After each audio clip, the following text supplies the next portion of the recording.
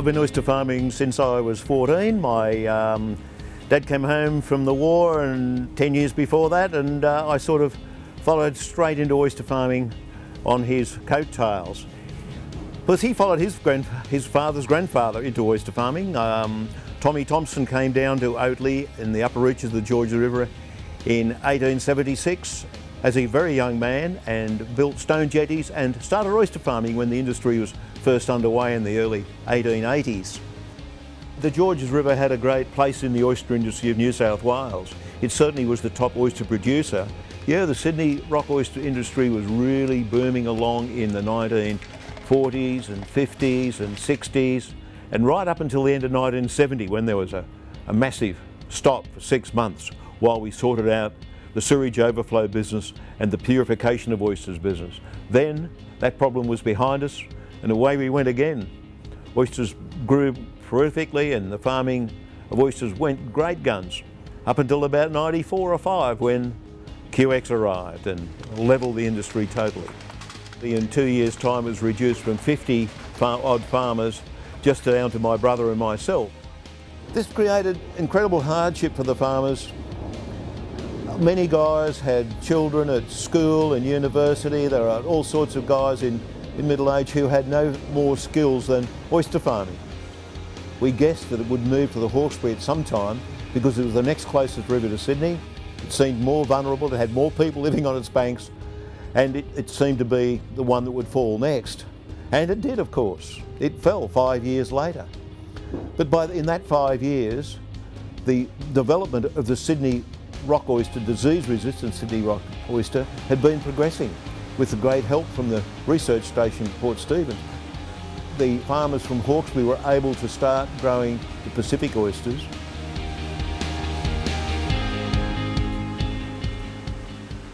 Well, I believe it's fascinating to just look at the different methods of oyster growing since I started farming. We'd stand the rocks up and the oysters would catch. And 3 years later you'd work the oysters off with a hammer and a chisel.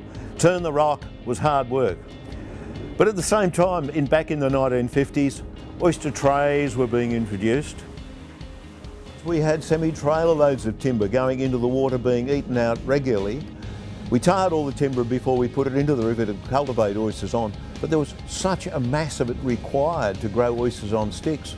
Certainly single seed operation of oysters that is operating now is far superior in every single way, with the workload to the farmer much reduced. The whole exercise has been brought down to a much more manageable level. The PVC tray with a snap-on lid, with the floating basket and the basket under the water, the massive reduction on tar in the waterway has been quite an incredible feature, and so of course it's something that had to happen. The guys that are growing oysters here now are growing a beautiful oyster. The industry is alive and well in many different ways. That it employs a team of entrepreneur type people who are good farmers and who are able to adapt to different circumstances and rise up above the dramas that do happen to come into our industry. It seems to be continuously. And that is a great source of pleasure to me, to think that things are going to go ahead and go ahead strongly. In the 70s I'd been a boilermaker welder by trade, had gone into business with my brother and in a car dealership, and there wasn't quite enough in that for the two of us, so I was looking for something else to do. I was pretty early in my married life and looking to have something substantial to support a family. From the middle of 1980, the oyster business has been able to do that. I suppose being in the outdoors, watching the sun come up of a morning out on the lease, it's a good lifestyle, very hard work. The conditions aren't always favourable. We were hampered in our initial start-up by lack of oyster stick catch in the Tamar River, where all the stock came from. The Wyville brothers there were catching a couple of 100,000 sticks a year to supply the industry in Tasmania. The Tasmanian industry had also started to look into hatchery production, and shellfish culture was started during 1979, and that secured our supply of oysters. I think the last stick catch we had was in 1981 or 82. Camerons of Tasmania and shellfish culture are now the two main hatchery producers in Australia. They would supply, I would say, 90% of the Pacific oyster production. Once South Australia started to develop their industry, we saw a lot of change in gear, grow-out gear, to handle oysters in different manners. So early in the piece, the South Australians learnt from us, and later in the piece, we've been learning from them. As the industry's developed in Tasmania and South Australia, there's been a decline in production from New South Wales of the Sydney rock oyster. That has been through several different reasons. From the mid-80s, where New South Wales production was around about 14 million dozen, that's dropped back considerably, and South Australian and Tasmanian production still really hasn't filled that gap. So there's always been plenty of room in the market overall, while there is some pretty stiff competition at certain times in the market when everybody comes back online after spawning and everybody's got stock ready. Usually by Christmas time, very few farmers have got any stock that is left over that they could have sold. I think there's still room for improvement in our production techniques. This is where the benchmarking program that the CRC brought into place, I felt was very good, where farmers could compare their percentage ratios of what they're spending in different areas and try and learn from others what they're doing to achieve a certain business result. Over the time, I think the CRCs have delivered some good initiatives with the development of broodstock selection to develop family lines in oysters to get a more consistent oyster, getting growth rates reasonable. And we've seen the development now of ASI, which is now looking into disease resistance, breeding that into oysters. And that is one of the main things that I think will come out of that program in the long term. We've seen the emergence of Pacific oyster mortality syndrome, which could be a major threat, and I think it is a major threat to the Australian Pacific oyster industry. We've seen 2 growing areas affected with it so far. If it's to spread, we need to have something in place to try and combat it. I think it's great to see some second generation people coming through. We've got 3 or 4 in the state, and it is really encouraging to see those people that have grown up in the industry. I think the depth of their knowledge will be superior to us old chaps that will be vacating the industry in the foreseeable future. We were all share farmers out here once, many years ago, when the place was all buoyant, and then come the rural recession, and it was in the late 70s, not 80s, more or less. And yeah, it was they got rid of all the share farmers, so we all become redundant, and we all had to diversify into something different.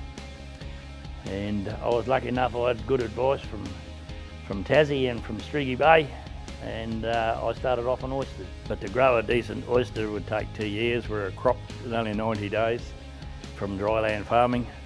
You wait for a rain and then go out and put it in. And Nowadays they go and put it in and bring it in and put it out and putting it in about 8 times before we sell an oyster. The whole industry relies on Tasmania, and we still have some very good friends down there. They've not only started our oyster industry off, but they also send up all our seed in a styrene box, and about $10,000 in that little styrene box.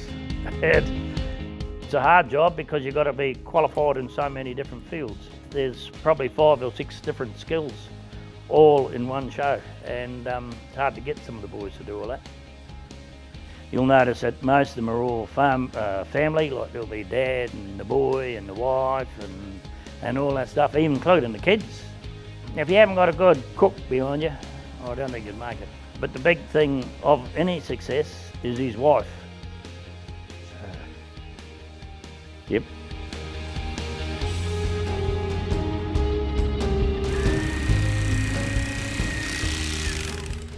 Yeah, I fully support Mum and Dad's decision to move from broadacre farming into oyster farming.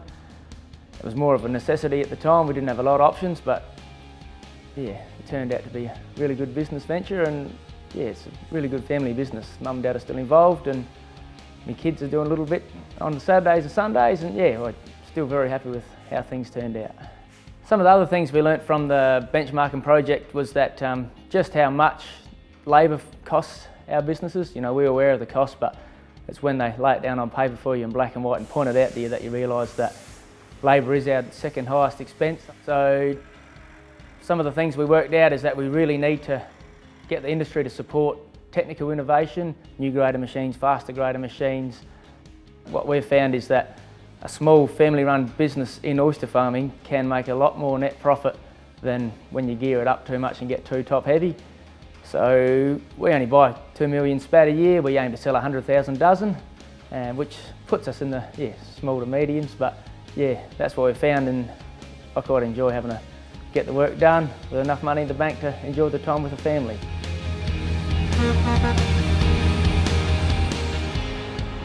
The opportunity came up to go into the industry, purchase this farm in conjunction with John. You know, working for yourself, you can see the value for the effort that you put in. So yeah, that was one of the major drivers behind it. Australia is one of the only places in the world where you can harvest directly from the water that it's grown in, without having to put it into wet storage and depurate it, so to clean itself of any toxins or bacteria. So Australia is really well placed in that regard.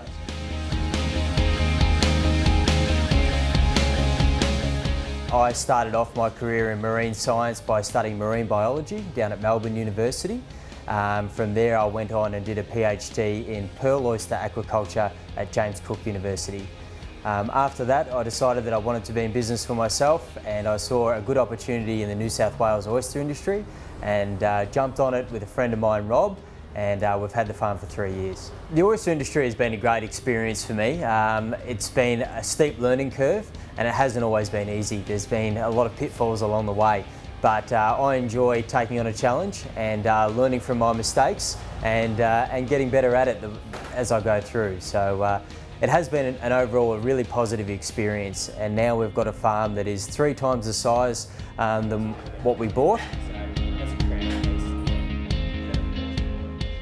One of the key issues facing the oyster industry is disease.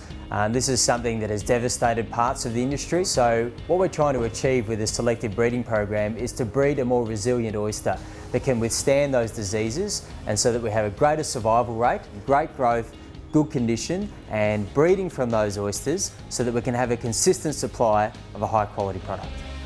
One thing that we're starting to see in restaurants is a variety of oysters being served. So you might find Pacific oysters, Sydney rock oysters, and sometimes even Angazi oysters all on the one menu.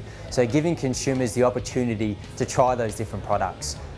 We're starting to see changes within the industry, particularly about how farmers are marketing their product. We're seeing less of all the oysters being sent in bulk to a particular processor and being lumped together with other oysters, and then an oyster is just an oyster.